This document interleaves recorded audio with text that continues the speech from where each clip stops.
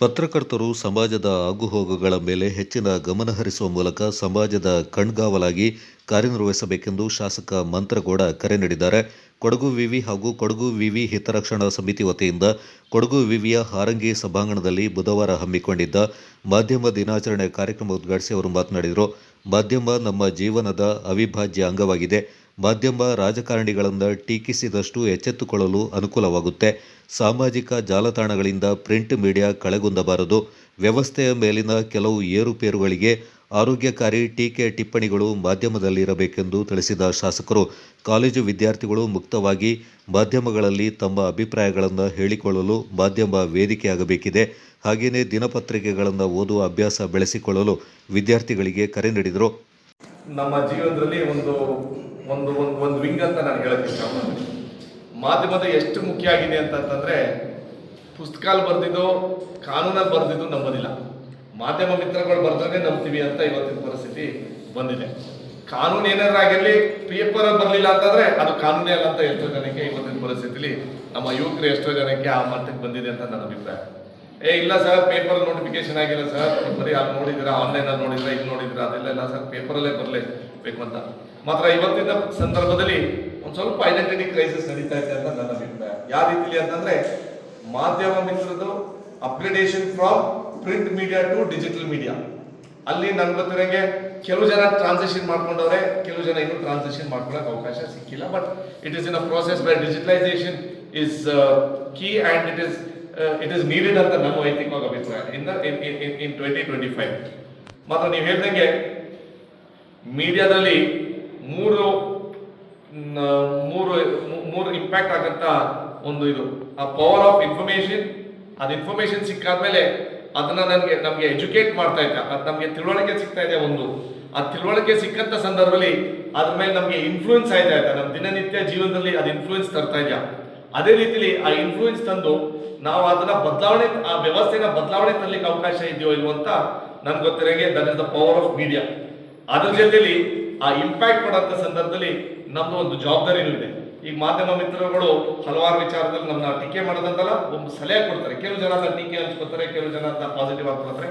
ನಾನು ಮಾತ್ರ ಅವ್ರು ಏನ್ ಕ್ರಿಟಿಸಿಸಮ್ ಬರ್ದ್ರು ನಾನು ಅದನ್ನ ಪಾಸಿಟಿವ್ ಕ್ರಿಟಿಸಿಸಮ್ ಅಂತಾನೆ ಅನ್ಕೋತೀನಿ. ಯಾಕಂದ್ರೆ ಕೆಲವು ಜನ ಮೀಡಿಯಾದಲ್ಲಿ ಏನಾದ್ರು ರಿಯಾಕ್ಷನ್ ಮಾಡಿದ್ರೆ, ಯಾರಾದ್ರೂ ಪಾಪ ನಮ್ಮ ಸ್ಥಳೀಯರು ನನ್ನ ಚರಂಡಿ ಕೆಲಸ ಆಗಿಲ್ಲ, ಈ ಕೆಲಸ ಆಗಿಲ್ಲ ಅಂತ ಸಂದರ್ಭದಲ್ಲಿ ಕೆಲವು ಜನ ಅದನ್ನ ನೆಗೆಟಿವ್ ಆಗಿ ತಗೋಬಹುದು. ಆಮೇಲೆ ಇದೇ ರೀತಿಲಿ ನಮ್ಮ ಸ್ಟೂಡೆಂಟ್ಸ್ ಆಗಿರ್ಬೋದು, ಒಂದು ರೀತಿಲಿ ಏನೋ ಒಂದು information is not put out in the correct way, ಆ ಸೋಷಿಯಲ್ ಇಂಪ್ಯಾಕ್ಟ್ ಇರ್ಬೋದು, ಆ ಇನ್ಫ್ಲೂಯೆನ್ಸ್ ಸ್ವಲ್ಪ ನೆಗೆಟಿವ್ ಆಗ್ಬೋದು. ಆ ವಿಚಾರದಲ್ಲಿ ಅದು ಆ ರೆಸ್ಪಾನ್ಸಿಬಿಲಿಟಿ ನನಗೆ ಗೊತ್ತಿರಂಗೆ ಇತ್ತೀಚೆಗೆ ಹೆಚ್ಚಿನ ಸಂಖ್ಯೆಯಲ್ಲಿ ನಮ್ಮ ಪತ್ರಕರ್ತರು ಮಾಡ್ಕೊಂಡು ಬರ್ತಾ ಇದ್ದಾರೆ. ಯಾಕಂತಂದ್ರೆ to give good information, to influence, to educate and to change ವ್ಯವಸ್ಥೆನ ನನ್ಗೆ ಗೊತ್ತರಿಗೆ ನಮ್ಮ ಕಡೆ ಒಂದು ಶಾಸಕಾಂಗ ಅಂತ ಏನಂತೀವಿ, ಡೆಮೋಕ್ರೆಟಿಕ್ ಇದರಲ್ಲಿ ನಾವೇನು ಲೆಜಿಸ್ಲೇಷನ್ ಅಂತೀವಿ, ನನಗೆ ಗೊತ್ತರಿಗೆ ಮೀಡಿಯಾದಲ್ಲೂ ಅಷ್ಟೇ ಪ್ರಾಮುಖ್ಯತೆ ಇದೆ ಅಂತ ನನ್ನ ಅಭಿಪ್ರಾಯ. More equally are as important as the other wings of democracy. ಅದೇ ರೀತಿಯಲ್ಲಿ ಮಾರ್ಗದರ್ಶನ ನಿರಂತರ ತಗೊಂಡೋಗಿದ್ದಾರೆ. ಬಟ್ ಕೆಲವು ಟೈಮಲ್ಲಿ ನಾವು ಡಿಬೇಟ್ ಮಾಡ್ತಾ ಇರ್ತೀವಿ, ನಮ್ಮ ರಾಜಕಾರಣಿಗಳು, ಪೇಪರ್ಸ್, ನಾವು ನಾದಿಂದ ಯಾಕೆ ಮಾಡಲಿಲ್ಲ, ಇದು ಯಾಕೆ ಮಾಡಲಿಲ್ಲ, ಅದು ಯಾಕೆ ಮಾಡಲಿಲ್ಲ ಅಂತ. ಅದು ನಿರಂತರವಾಗಿ ನಿಲ್ಸೋದೇ ಇಲ್ಲ ಅಂತ ನನ್ನ ಅನಿಸಿಕೆ ಆ ಚಟುವಟಿಕೆ. But we have to use media for our benefit, for improving society, improving ourselves, improving at work. ನಾನು ನಮ್ಮ ಯುವಕರಿಗೆ ಏನು ಹೇಳ್ತೀನಿ ಅಂತಂದ್ರೆ, journalism is a very good subject to take up professionally. ನನ್ಗೆ ಗೊತ್ತಿರಂಗೆ FMC ಅಲ್ಲಿ ಇರೋದು ಬಿಟ್ರೆ ನಮ್ಮಲ್ಲಿ ನಮ್ಮ ಈ ಯೂನಿವರ್ಸಿಟಿಲಿ we are not at least because the scope is very vast in journalism. ನನ್ಗೆ ಗೊತ್ತಿರಂಗೆ and good journalists are needed right now. ಅಂದರೆ ಎಜುಕೇಟೆಡ್ ಜರ್ನಲಿಸ್ಟ್ ಆರ್ ನೀಡೆಡ್. ಆ ವಿಚಾರದಲ್ಲಿ ನಮಗೆ ಈ ಕೋರ್ಸ್ ಕೊಡ್ಕೊಂಡ್ರೆ, ನೀವು ಹೇಳ್ದಂಗೆ big companies are there from ನಮ್ಮ ಲೋಕಲಲ್ಲಿ ಇದ್ರು. ಈಗ ಮೇಡಮ್ ಅವರು ಚಿತ್ತಾರ ನ್ಯೂಸ್ ಅಲ್ಲಿ ನಿರಂತರವಾಗಿ ಮೀಡಿಯಾದಲ್ಲಿ ಬರ್ತಾ ಇದ್ದಾರೆ. ಶಕ್ತಿ ಪೇಪರ್ ಚೆನ್ನಾಗಿ ಬರ್ತಾ ಇದೆ. ಅದೇ ರೀತಿಯಲ್ಲಿ ಜನಮಿತ್ರ ನಾವು ಕೊಡ್ತೇವೆ. ನಿಮ್ದು ಶಕ್ತಿ ನೀವು ಶಕ್ತಿ ಇದ್ದಾರೆ. ಜನಮಿತ್ರ ಇದ್ರ ಮುಂಚೆ ಏನೋ ನೀವು ಯಾಕೆ ಹೇಳ್ತೀನಿ ಅಂತಂದ್ರೆ, ನೀವು ಎಲ್ಲಿ ಬರೀತೀರ ಅಂತ ನಾವು ಓದ್ತಾ ಇದೀವಿ. ಆ ವಿಚಾರದಲ್ಲಿ ನಾವೇನ್ ಮಾಡಬೇಕು ಅಂತಂದ್ರೆ, what is the future of journalism and media. It should become a balance between technology and ಅಂದ್ರೆ ನಾವು ಸತ್ಯದಲ್ಲಿ ಮಾಡ್ತಾ ಇದೀವೋ, ಅದು ಆ ಸ್ಪೀಡಲ್ಲಿ ನಾವು ಈಗ ನನ್ಗೆ ಗೊತ್ತಿರಂಗೆ ಎಲ್ಲಾಂದ್ರೆ ಒಂದು ಆನೆ ದಾಳಿ ಆದ್ರೆ ಎಲ್ಲಾದ್ರೂ ಒಂದು ಮೂಲೆಯಲ್ಲಿ ಒಂದೇ ಸೆಕೆಂಡ್ ಅಲ್ಲಿ ನಮ್ಮ ಸೋಷಿಯಲ್ ಮೀಡಿಯಲ್ಲಿ ಅಪ್ಡೇಟ್ ಆಗಿರ್ತದೆ. ಅಷ್ಟು ಫಾಸ್ಟ್ ಆಗಿ media is giving a positive change. ಅಂದ್ರೆ ಈಗ ಆನೆ ವಿಚಾರವನ್ನು ಈ ಭಾಗ ಶಕ್ತಿ ಪತ್ರಿಕೆಯ ಸಂಪಾದಕ ಜಿ ಚಿದ್ವಿಲಾಸ್ ಮಾತನಾಡಿ, ಡಿಜಿಟಲೀಕರಣದಿಂದಾಗಿ ಸ್ಥಳೀಯ ಪತ್ರಿಕೆಗಳಿಗೆ ಧಕ್ಕೆ ಆಗದಿದ್ದರೂ ಕೂಡ ದೊಡ್ಡ ದೊಡ್ಡ ಮುದ್ರಣ ಮಾಧ್ಯಮಕ್ಕೆ ಧಕ್ಕೆ ಆಗ್ತಾ ಇರುವ ಬಗ್ಗೆ ಅವಲೋಕಿಸಿದ್ರು. ಸಾಮಾಜಿಕ ಜಾಲತಾಣಗಳು ಯಾವುದೇ ವ್ಯಕ್ತಿಯಿಂದ ಕಠಿಣ ಶಬ್ದಗಳಿಂದ ತೇಜೋವಧೆ ಮಾಡುವ ಮೂಲಕ ಸಾಮಾಜಿಕ ಸ್ವಾಸ್ಥ್ಯ ಕದಡುವ ಕೆಲಸ ಆಗಬಾರದು. ಮಾಧ್ಯಮಗಳಿಂದಾಗಿ ಹೊಸ ಪ್ರತಿಭೆಗಳು, ಹೊಸ ಚಿಂತನೆಗಳ ಉಗಮವಾಗ್ತಾ ಇದೆ ಎಂದು ಶ್ಲಾಘಿಸಿದರು. ಯುವ ಜನಾಂಗ ಇಂದು ಸಮಾಜದಲ್ಲಿ ಅನೈತಿಕ ಚಟುವಟಿಕೆಗಳು ಹಾಗೂ ಕ್ರೌರ್ಯದತ್ತ ಮುಖ ಮಾಡ್ತಾ ಇರುವ ಬಗ್ಗೆ ವಿಷಾದ ವ್ಯಕ್ತಪಡಿಸಿದ ಚಿದ್ವಿಲಾಸ್, ಮೊಬೈಲ್ಗಳ ಬಳಕೆ ಎಲ್ಲರಿಗೂ ಜೀವನದ ಅವಿಭಾಜ್ಯವಾಗಿರುವ ಈ ಹೊತ್ತಿನಲ್ಲಿ ನಾವು ಹಿಂದಿನ ಪೂರ್ವಜರು ಯಾವುದೇ ದುರಾಸೆಗಳಿಗೂ ಒಳಗಾಗದೆ ಸಂತೃಪ್ತ ಬದುಕಂದ ಕಟ್ಟಿದಂದ ಅವಲೋಕಿಸಬೇಕಿದೆ ಎಂದರು. ಕೊಡಗು ವಿವಿ ಉಳಿವಿನ ಬಗ್ಗೆ ಸರ್ಕಾರ ಇದುವರೆಗೂ ತನ್ನ ನಿಲುವು ಪ್ರಕಟಪಡಿಸದ ಹಿನ್ನೆಲೆಯಲ್ಲಿ ಶಾಸಕರು ಈ ಬಗ್ಗೆ ವಿವಿಯೊಂದಿಗೆ ಗಟ್ಟಿಯಾಗಿ ನಿಲ್ಲುವ ಮೂಲಕ ಖಾಸಗಿ ಸಂಸ್ಥೆಗಳು ನೀಡಬಹುದಾದ ಅನುದಾನಗಳನ್ನು ಪಡೆದುಕೊಳ್ಳಲು ಮುಂದಾಗಬೇಕೆಂದರು. ಕೊಡಗು ವಿಶ್ವವಿದ್ಯಾಲಯ ಸರ್ಕಾರ ತೀರ್ಮಾನ ಏನು ತಗೊಂಡಿದೆ ಅಂತ ಹೇಳುವಂಥದ್ದಿಲ್ಲ. ಇವತ್ತಿಗೂ ಒಂದು ಗೋಡೆ ಮೇಲೆ ದೀಪ ಇಟ್ಟ ರೀತಿಯಲ್ಲಿ ಕತ್ತಿನ ಅಲುವಿನಲ್ಲಿ ಅಂತ ಹೇಳುವಂಥದ್ದಷ್ಟೇ. ಸ್ಪಷ್ಟವಾದಂಥ ಒಂದು ಮುದ್ರೆಯನ್ನು ಒತ್ತಲಿಲ್ಲ. ಮುಂದುವರಿಯುತ್ತೆ ಅಂತ ಹೇಳಿ ಮುಂದುವರಿಸ್ತೀವಿ. ಹಾಗಾಗಿ ಆ ನಿಟ್ಟಿನಲ್ಲಿ ಅದಕ್ಕೊಂದು ಅಂತಿಮವಾದಂತಹ ಒಂದು ತೀರ್ಮಾನವನ್ನು ನಾವು ಸರ್ಕಾರದ ವತಿಯಿಂದ ಬಂದಾಗ, ಬಹುಶಃ ನಾನು ಅಶೋಕ್ ಸಂಗಪ್ಪ ಸರ್ ಜೊತೆ ತಾವು ಬರೋಬಂದು ಮಾತಾಡ್ತಾ ಇದ್ವಿ. ಏನಾಗಿದೆ ಅಂತ ಹೇಳಿದ್ರೆ, ಇದಕ್ಕೊಂದು ಅಂತಿಮ ಮುದ್ರೆ ಸಿಗದೆ ಇರೋ ಕಾರಣದಿಂದ ನಮಗೆ ಕೆಲವು ಸಂಘ ಸಂಸ್ಥೆಗಳ ಮೂಲಕ ಅನುದಾನವನ್ನು ಪಡೆಯಲಿಕ್ಕಾಗಲಿ ಇನ್ನೊಂದಕ್ಕೆ ಸಾಧ್ಯ ಆಗ್ತಾ ಇಲ್ಲ. ನಾನು ಸರ್ ಹತ್ರ ಇವ್ರ ಹತ್ರ ವಿವಿ ಅವ್ರ ಹತ್ರ ಹೇಳ್ತಾ ಇದ್ದೆ, ಸುಮಾರು CSR funds, corporate social responsibility funds, ಅನೇಕ ರಿಸಾರ್ಟ್ಸ್ ಮಡಿಕೇರಿ ಕ್ಷೇತ್ರದಲ್ಲಿ ಜಾಸ್ತಿ ಇರುವಂಥದ್ದು ವಿರಾಜಪೇಟೆಗಿಂತ. ಅಂಥವರು ಅವರ ಅನುದಾನವನ್ನು ಕೊಡಲಿಕ್ಕೆ ತಯಾರಿದ್ದಾರೆ. ಆದರೆ ಅವರಿಗೆ ಒಂದು ಹೆದರಿಕೆ, ಭಯ, ಮುಚ್ಚುವಂಥ ಸಂಸ್ಥೆಗೆ ನಾವು ಯಾಕೆ ಕೊಡಬೇಕು ಅಂತ. ಹಾಗಾಗಿ ಅದಕ್ಕೊಂದು ಅಂತಿಮವಾಗಿ ಇಲ್ಲ, ಇದು ಮುಂದುವರಿಯುತ್ತೆ ಅಂತ ಹೇಳುವಂಥ ಒಂದು ತೀರ್ಮಾನದ ಒಂದು ಘೋಷಣೆ ಸರ್ಕಾರದಿಂದ ಅಧಿಕೃತವಾಗಿ ಬಂದರೆ, ಬಹುಶಃ ಮುಂದಿನ ದಿನಗಳಲ್ಲಿ ವಿವಿಯವರು ಅಥವಾ ಸಂಬಂಧಿಸಿದ ಹಿತರಕ್ಷಣಾ ಸಮಿತಿಯವರು, ಮಾಧ್ಯಮದವರು, ಶಾಸಕರ ನೇತೃತ್ವದಲ್ಲೇ ಅನೇಕ ರಿಸಾರ್ಟ್ಸ್ಗಳು ಕೊಡಗಿನಲ್ಲಿ ಅವರು they are suppose to be corporate social responsibility ಅಂತ ಹೇಳುವಂಥ ಇದರಲ್ಲಿ 2% ಆದಾಯದ ಮೂಲವನ್ನು ಅವರು ಸದ್ಬಳಕೆ ಮಾಡಬೇಕು ಸಾರ್ವಜನಿಕ ಕೆಲಸಕ್ಕೆ ಅಂತ. ಅದು ಅವರ ಆಯ್ಕೆ, ಸರ್ಕಾರದ ಆಯ್ಕೆ ಇರೋದಿಲ್ಲ. ಅವ್ರು ಯಾವುದಕ್ಕೆ ಬೇಕಿದ್ರು ಒಂದು ಶೌಚಾಲಯಕ್ಕೆ ಕೊಡ್ಬೋದು, ಒಂದು ಉದ್ಯಾನವನಕ್ಕೆ ಕೊಡ್ಬೋದು, ಒಂದು ಕಟ್ಟಡಕ್ಕೆ ಕೊಡ್ಬೋದು. ಹಾಗಾಗಿ ಸಾರ್ವಜನಿಕವಾಗಿ ಬಳಕೆ ಆಗುವಂಥ ಈ ವಿವಿಗೆ ಕೂಡ ಅವರು ಅನುದಾನ ಕೊಡಲಿಕ್ಕೆ ಅವಕಾಶ ಇರೋದರಿಂದ ಆ ಒಂದು ಅನುದಾನವನ್ನು ಪಡೆಯುವಂಥ ನಿಟ್ಟಿನಲ್ಲಿ ಒಂದು ತೀರ್ಮಾನ ಆಗಬೇಕು ಅಂತ ಈ ಸಂದರ್ಭದಲ್ಲಿ ಕೇಳ್ಕೊಳ್ತಾ, ಮಾಧ್ಯಮದ ಬಗ್ಗೆ ಶಾಸಕರ ಇತ್ತೀಚಿನ ಬೆಳವಣಿಗೆಯಲ್ಲಿ ನನಗೆ ಇತ್ತೀಚೆಗೆ ಒಂದು ವಾಟ್ಸಪ್ ಬಂದಿತ್ತು. ಅಮೇರಿಕಾದಲ್ಲಿ ರಿಸರ್ಚ್ ಮಾಡಿರುವಂಥ ಒಂದು ಸಣ್ಣದಾಗಿ ಒಂದು ಸ್ಟ್ಯಾಟಿಸ್ಟಿಕ್ಸ್ ಕೊಡ್ತೇನೆ. ಅವ್ರು ಏನು R&D ಮಾಡಿದ್ರು ಅಂತ ಹೇಳಿದ್ರೆ, 1932ರಿಂದ 2022ವರೆಗೆ ಅವಧಿಯಲ್ಲಿ ಒಬ್ಬ ವ್ಯಕ್ತಿ ಒಂದು ಕುಟುಂಬದ ಜೊತೆಯಲ್ಲಿ ಎಷ್ಟಿರ್ತಾರೆ, ಸ್ನೇಹಿತರ ಜೊತೆಯಲ್ಲಿ ಎಷ್ಟು % ಇರ್ತಾರೆ, ಕಾಲೇಜಲ್ಲಿ ಎಷ್ಟು % ಇರ್ತಾರೆ, ಪಕ್ಕದ ಮನೆಯವರೊಟ್ಟಿಗೆ ಎಷ್ಟು ಬೆರೀತಾರೆ ಅಂತ ಹೇಳುವಂಥ ಒಂದು ವಿಚಾರವನ್ನು.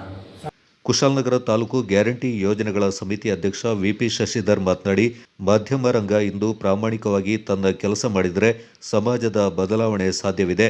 ಶಾಸಕಾಂಗ, ಕಾರ್ಯಾಂಗ ಒಂದಷ್ಟು ಏರುಪೇರುಗಳಿಂದ ಕೂಡಿದ್ದು ಮಾಧ್ಯಮ ರಂಗ ಆಶಾಕಿರಣವಾಗಿ ಉಳ್ಕೊಂಡಿದೆ.